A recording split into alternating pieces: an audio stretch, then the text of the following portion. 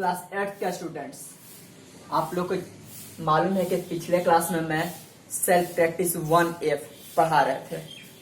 इसमें question number first, second और third, साथ ही फोर्थ भी आपको एक्सप्लेन किए थे। आज आपको क्वेश्चन नंबर 5 से मैं बता रहा हूँ आपको क्वेश्चन नंबर 5 कैसे बनेंगे। कह रहा है a water pipe has an outside diameter of 3.5 centimetre. कह रहा है एक वाटर पाइप है जिसका कि आउटसाइड यानी बाहरी साइड से लेकर के उसका व्यास आपको दिया हुआ है 3.5 centimetre and A wall thickness of 25 by 32 centimetre. और जो उसका पतलापन है, जितना वो पतला है, वो आपका दिया हुआ है उसका चौड़ाई 25/32 सेंटीमीटर यानी 25/32 सेंटीमीटर। तो नेक्स्ट आपको कह रहा है what is the inside diameter of the व्यास। तो जो आपका ये अंदर का व्यास है, ये अंदर का, इसका आपको डायमीटर बताना है। तो देखिए कैसे बनाएंगे।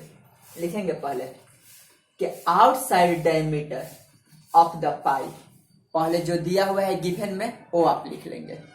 इसके बाद यहां से आप सॉल्यूशन स्टार्ट करेंगे। Outside diameter of the pipe equal to 3.5 centimetre. इसके बाद थिकनेस आपको दिया है 25/32 सेंटीमीटर। तो आप 25/32 सेंटीमीटर लिख देंगे। नेक्स्ट आप लिखेंगे इनसाइड डायमीटर ऑफ द व्यास। अगर अंदर का व्यास निकालना है तो कैसे बनाएंगे। तो टोटल व्यास में से 3.5 में से आप माइनस करेंगे 22/32 इंटू 2। आप यहां पर देखेंगे कि 2 से आपका ये चला जाएगा 16 बार में। इसके बाई में कुछ नहीं है, आप 1 ले लेंगे। 1 और 16 का एलसीएम आपका 16 हो गया। 1 के टेबल में 16 बार में, और 16 से 3.5 में मल्टीप्लाई करेंगे तो 3.5 इंटू 16 और माइनस 2 यानी 25 है तो 25 लिख लेंगे। इस प्रकार जब ये दोनों आप मल्टीप्लाई करेंगे, देखिए 3.5 आई इंटू 16 इस प्रकार 3.5 में 16 से मल्टीप्लाई करेंगे। पॉइंट आपका उड़ गया, 1 हो गया। 1 है डिजिट तो 1 0। यह आप देख रहे हैं कि 5 का टेबल से 2 बार में जाएगा, 5 का टेबल से आपका 7 बार में गया, और 2 से आपका 16 8 बार में गया, और 8 का टेबल 2 बार पढ़ेंगे आपका 16 आ गया। 8 का टेबल 7 बार पढ़ेंगे आपका 56 आ गया। वही आपका 56 ये लिखे है। ये आपको मालूम हो गया कि 56 कहां से आया है। अब माइनस 16 से 16 में डिवाइड करेंगे 1 बार में, और 1 से वही 25 में मल्टीप्लाई किया गया है तो ये 25 है। 25 सेम उतार देंगे। आप 56 में से 25 को माइनस करेंगे। 6 में से 5 गया 1, और 5 में से 2 आपका गया 3। 31/16 हुआ। अब इसको पूर्णांक में तोड़ देंगे तो 16 से आप 31 में डिवाइड करेंगे तो देखिए आपका 1 बार में जाएगा 16, तो इसमें से कैरी 11 में से 6 जाएगा 5, 2 में से 1 जाएगा 1। आपका ये क्वाड्रेंट जो है यही पूर्णांक बन जाता है।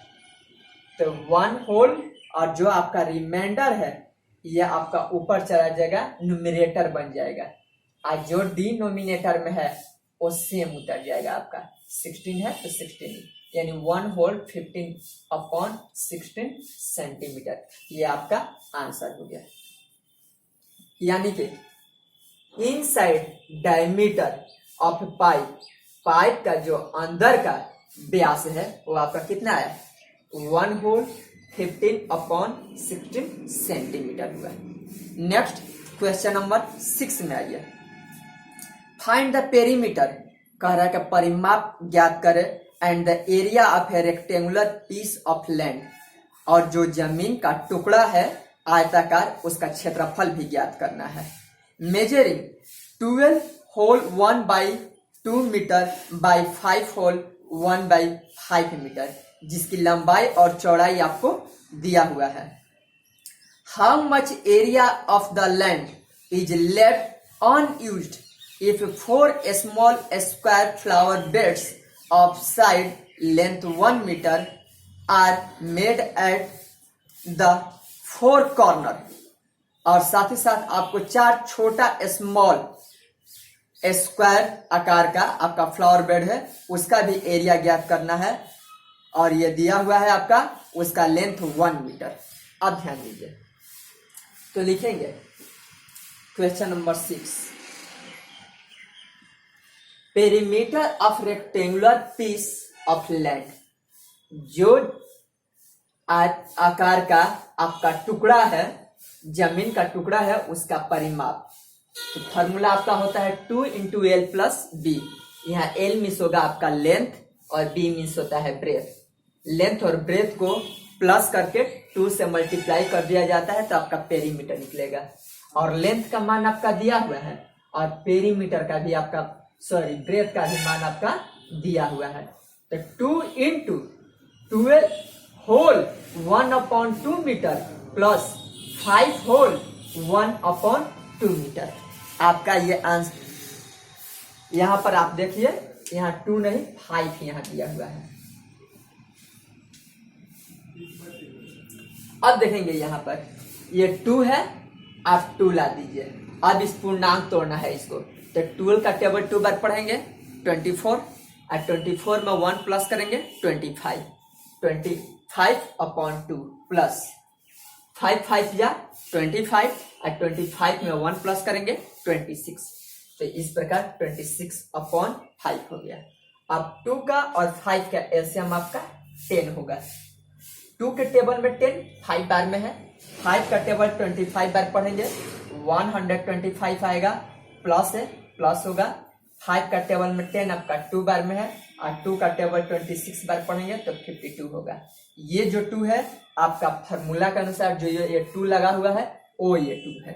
ये ध्यान रखना है कि ये 2 कैसा है। आप देख रहे हैं कि ये 2 से ये 10 आपका कैंसिल हो सकता है। 2 के टेबल में ये कैंसिल हो जाएगा आपका 5 बार में। ये दोनों को प्लस कर देंगे, 5 2 7, 2 5 7, और 1 का 1 बाई में 5। अब 5 से इसमें डिवाइड करेंगे, जो आएगा उसको पूर्णांक में तोड़ देंगे। देखिए 5 से आपको डिवाइड करके दिखा रहे हैं, तो आपका 3 बार में चला गया 15, 2 7, फिर 5 बार में आपका चला गया 25, 2। देखिए 35 आपका हो लग गया, और आपका रिमाइंडर जो है ऊपर चला गया, और बाई में 5 है तो 5 हो गया। इस प्रकार आपका पेरीमीटर आयताकार जमीन के टुकड़े का हो गया 35 होल 2/5 मीटर। ये आपका एक आंसर हुआ। सेकेंड नंबर में आप एरिया निकालेंगे, तो area of rectangular piece of land, तो फॉर्मूला आपका होता है एल इंटू बी, यानी लेंथ इंटू ब्रेथ।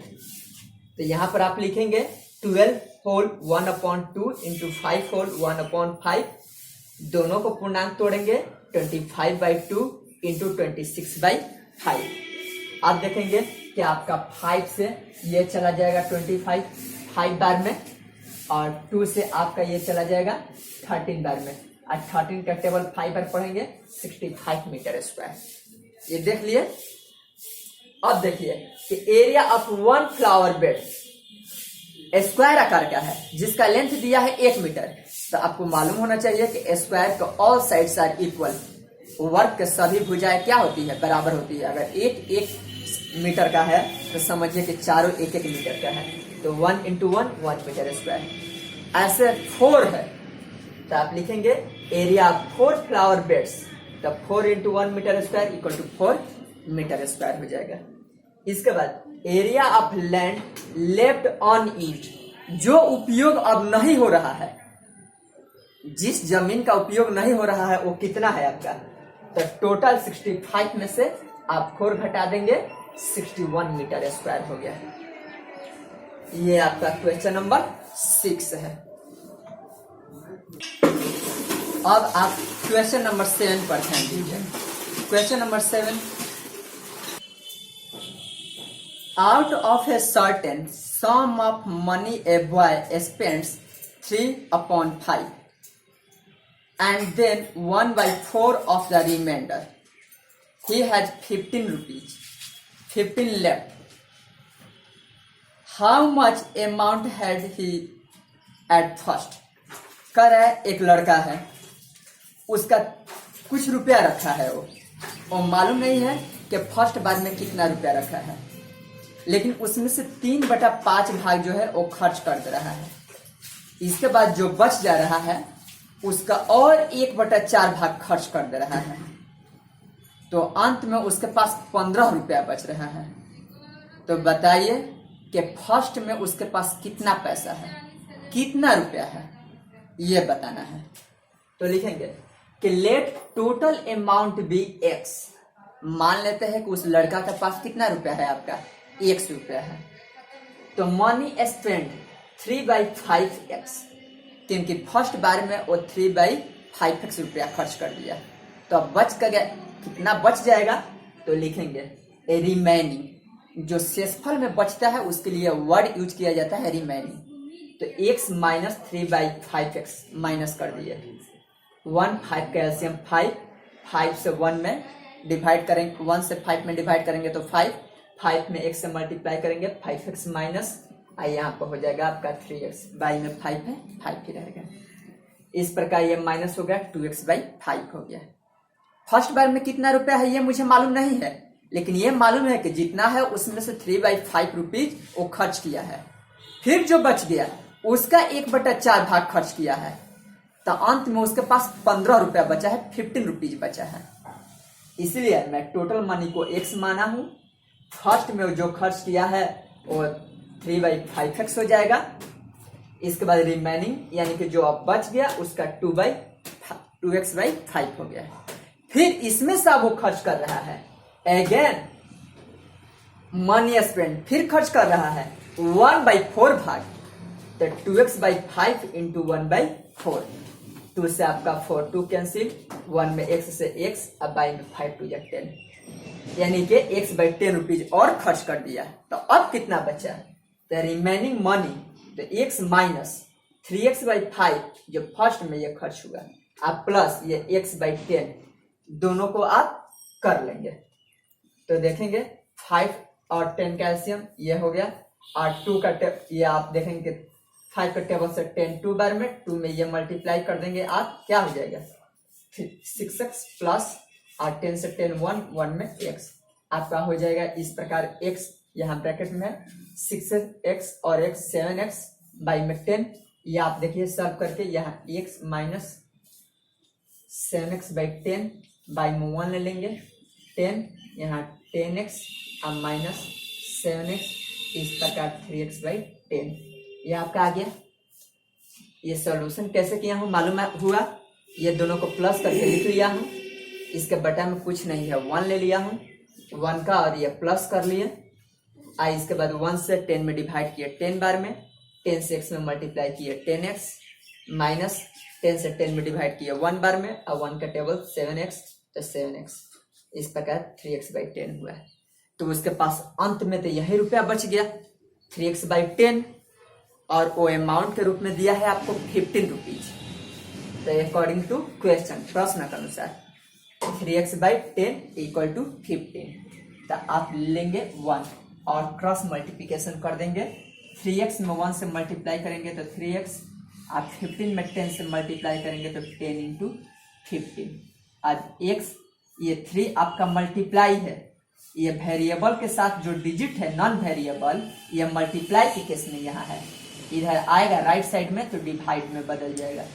तो आपका 10 इंटू 15/3, 3 से आपका 15, 5 बार में कैंसिल हो गया, x इक्वल टू आपका आ गया 50 रुपीज।